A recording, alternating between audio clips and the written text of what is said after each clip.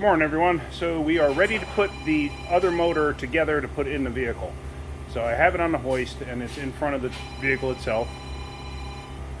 And here it is. I took this out of a Corolla that we had. It was something that we've actually had sitting in our yard for quite a while. It only had 90,000 miles on it and it ran great, but it was totaled. So basically I pulled it out, pulled it apart. Like I said, I'm swapping over the exhaust manifold. I'm putting on a new water pump while it's here. I'm going to throw a set of new spark plugs in it. I got intake gaskets for it. But everything's all ready and set to go in. So let me get those things together. Let me get the water pump swapped over. It's a pretty easy water pump. May as well do it now while it's out of the vehicle. But it's only, what, 1, 2, 3, 4, 5, 10 millimeter bolts. It's really not that hard. So may as well just switch that over right now. And let's see. I think that's really the only points right now.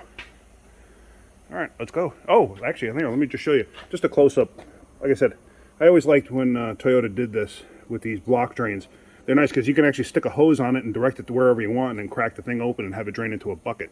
Because as you know, if you ever pulled the motor out, a lot of times, you know, as you're moving it and maneuvering it and stuff like that, you get water pouring out of the coolant ports and stuff like that. You know, like where the hose goes here, where the hoses go there. At least this way it's all drained out. You don't have to worry about water going or coolant going out all over the place. All right, so let me get the pump changed. With the water pump out, you can see the O-rings here. Now, some coolant does get stuck behind it, so you will lose some right here. Even though you drain the block, there is still some there. Pick out the O-ring on this using a small screwdriver. Don't use a pick, because a pick can actually scratch the surface. Screwdriver, you can scratch the surface if you're not careful. But do that, get the O-ring out, and then actually clean those surfaces, like I said, with Scotch-Brite and brake clean. So let's go ahead and get that done. So we're all ready to install now, and like I said, just always double check, make sure that that torque converter is fully seated, because you don't want to break the pump. That would make for a bad day. So everything's all set, ready to go. As you see, the manifold's on, the new water pump's on. Yep, everything's ready to go. I moved those slider pins. Let's get it in place. As you see, it's going in nicely. There's really no drama to it. Once it's in place though, or once it's down close enough, I have to get assistance from somebody because I have to tilt the motor back slightly, because as you see, the top of the bell housing bolts are at an angle like this, whereas the motor's at an angle like this. So not a big deal. I mean, had I had one of those winch things or whatever you call those cradle things that you can actually turn, or tilting mechanism is what I should say, make it turn, it would have probably helped me out, but I don't have one. I've done these before, like I said, it just takes a little bit of effort. It's not that bad. That motor's pretty light, actually. There it is, down in place. I caught the two top bolts for the bell housing. And before you ever tighten stuff like that up, make sure the torque converter moves. I've mentioned that many times before, and as you can see, it moves, because you don't want to break the pump just in case it's binding up. So now I can wipe down that surface there, get that all clean and ready, but I think I'm going to go underneath and start connecting everything from underneath. Basically at this point it's just reverse procedure to install. I gotta catch the torque converter bolts. Remember what I said, do not tighten them all down in one shot. Get them all caught, get them slightly snug, do it in like 2 or 3 steps. You're going to save yourself some aggravation because you're going to wind up with a vibration if you do it the other way. If you just tighten one down and move to the next. Anything in particular here? No, it's just, like I said, reverse procedure to install. It's really nothing that dramatic. Yes, if I come across anything that I find interesting or something that I should touch on, I will let you know. I did want to point this out real quick. I have all the torque converter bolts in place. Now I get them down and I get them just about snug where you start to feel resistance coming on, and then I back them off almost a complete turn. And the reason you want to do that, now check this out. You hear it? You hear that clunking? So basically the converter is loose on the flywheel. And the reason for that is because if you get them snug and you go to the next one to try to catch the bolt, you may be off slightly, you may not be able to catch the bolt. So now that I got them all caught, now I can snug them down completely and then go around and tighten them completely. Like I said, don't do it in one step. Take your time, because I have seen it. You'll wind up with a vibration. You can also, over time, crack the flex plate. Obviously, you don't want to do that because then you're doing this whole job all over again. I don't know what's easier, pulling the motor or pulling the tranny. So do it right the first time. Just save yourself a lot of aggravation. Now, one last thing you want to consider when tightening up those torque converter bolts, when you first start putting them down, the reason I go snug and then back off a turn is if you look closely, see how close that bolt is to the pan? It's close. You know, it's a little more exaggerated through the camera's eye. But my point is, I've seen it where somebody leaves the bolts or the nuts or whatever too loose, and they actually contact the back of the motor, and then as you're tightening up one, what happens is it drags the converter into the back of the or closer to the flex plate. Then that bolt gets closer to the motor, and I've actually seen it where somebody's tightened it up at the bottom, and all of a sudden the bolt on the top now is sticking out too far, and it gets caught like in a section at the back of the motor. Now all of a sudden the thing won't turn, and you got to loosen it back up and then rotate it to turn the bolt in a little further. So just something to think about, that's all. All right, I got the wiring harness in place. Everything's bolted up. The AC's in place. Serpentine belt is on. Fuel line's hooked up. The exhaust is hooked up underneath. Obviously, starter's in place. Bolts are tight. And I put the radiator in first before I put the intake manifold on. Now, I made a video yesterday speaking about intake gaskets. And if you haven't seen that video, you should watch it. It's in regards to the intake gaskets and the reason you really need to replace them. A lot of people think that you can get away with not replacing these gaskets. And it's a pretty good video in regards to why you really should. So anyway, I'm going to put the radiator in first and get that all mounted up before I go ahead and put the intake on.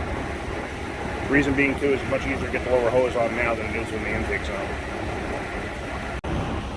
Alright, so the intake is on, the snorkel, all the accessories there, or the air cleaner I mean.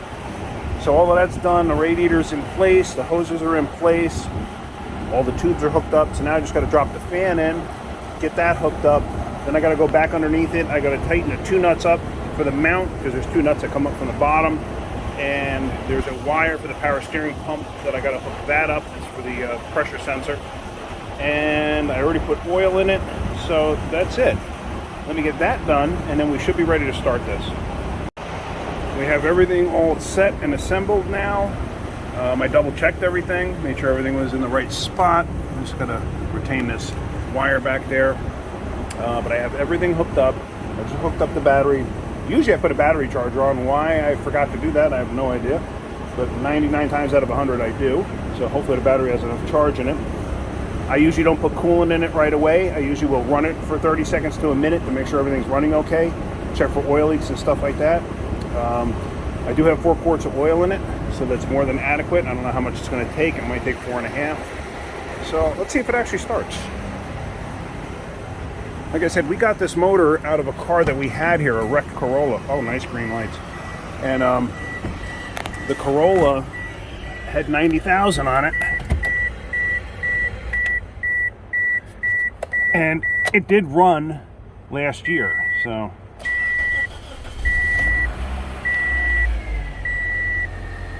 All right.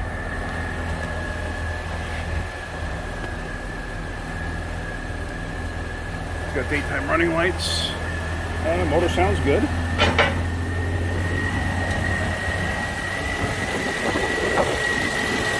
Motor sounds perfect, actually. You can hear the alternator whistling. That means the battery is a bit weak. But this is for another shop, so if it needs a battery, that's on them. So yeah, everything sounds good. I'm going to double check it for leaks. And as long as everything's good, then I'm going to put coolant in it and recharge the AC. When I say check for leaks, check for training fluid leaks, check for oil leaks. Alright, so that's my next step. We're almost done. Alright, so everything's done on the Vibe. I'm going to take it on its maiden voyage, just see how it does. What I'll do is when I get back, I'm going to go down our little dead-end road and just verify everything's good. But I got the AC charged, the coolant's topped off and bled. Oil's good, took 4.5 quarts. Training fluid's good, power steering fluid's good. The AC works mint. Yeah, so it's raining right now. It's humid. It's all get out in this area. So, but let's take it for a ride and see what happens. I just went on an 8-mile ride and everything feels great. Runs fantastic. I mean, this person really made out because Yeah, they were inconvenienced because the motor blew due to the neglect of the installation of the wrong filter by the other shop, and they're picking up the tab for the repair. But the motor we put in has 90,000. The car has 199,964 miles on it now. So anyway, I took it for a good ride, and it runs great. So now I'm just going to take you down our little dead-end road here, and you'll see it runs fantastic. I always like these things. They're nice cars. They're actually very comfortable cars. I wish they kept making them. I always enjoyed them. The stick shift ones are fun to drive. But yeah, so let's go down our little road here. Like I said, it's kind of a miserable day.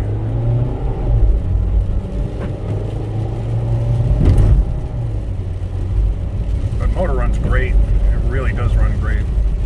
So these people are going to be very happy. I mean, they can go another 200,000 miles now with no problem. Actually, I've seen these things with 500,000 miles on it. I mean, like I said, it's basically a Toyota Corolla. I mean, it is a Toyota Matrix, but the underpinnings are a Toyota Corolla.